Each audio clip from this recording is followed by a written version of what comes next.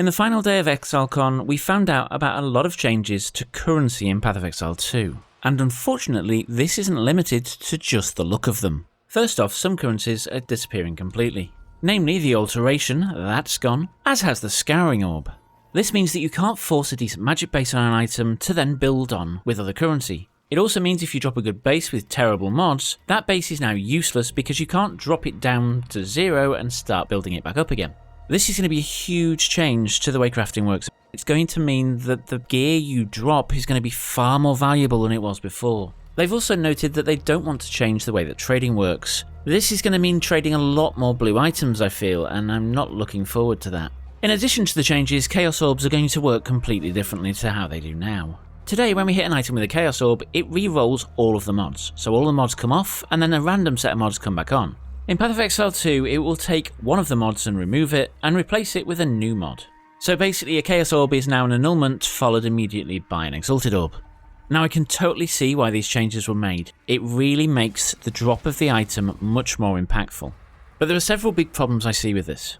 First off, item filters. They look at item bases, they can't see the rolls on an item. That means that the use of item filters may actually screw you over. The other problem I see is not really with items, it's with map sustain. Right now, when we drop a map and it has physical reflect on it and our character does fizz, we can't run it. So what we do today is we scour the item and then hit it with an alch. This is no longer an option. Okay, so we then might hit it with a Chaos Orb to refresh everything. That also isn't an option, although we might be lucky and remove the fizz reflect, but there may be other mods on there we want to get rid of too, like Cannot Leech. This is going to become extremely costly. We also need to think about the impact on cartographer's chisels. Right now, when we drop a magic map, we scour it and then chisel it up to full. That also is no longer an option. And yes, we kind of had this problem today when we Valorb an item. We could get it to the perfect state, val it, and it screws it. But today, if I'm running short of maps, I just stop valing maps. I can't control the way that maps drop. Not directly linked to the currency changes, but it will seriously affect crafting, is they're removing the crafting bench from PoE 2. It's going to be so much harder in PoE 2 to craft the perfect endgame item. And this is one of the things I hated so much about Endless Delve. There was no crafting bench, and you really felt that lack of power that you used to have.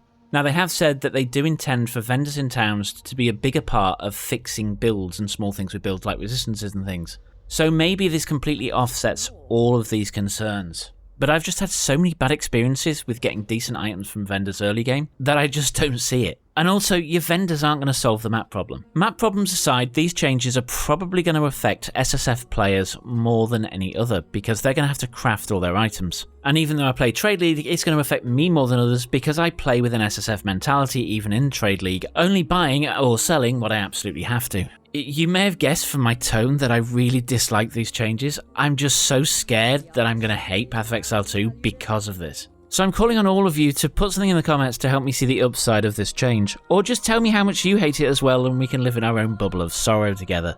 And with that, on a rather depressed note, thanks for watching, and I'll catch you next time.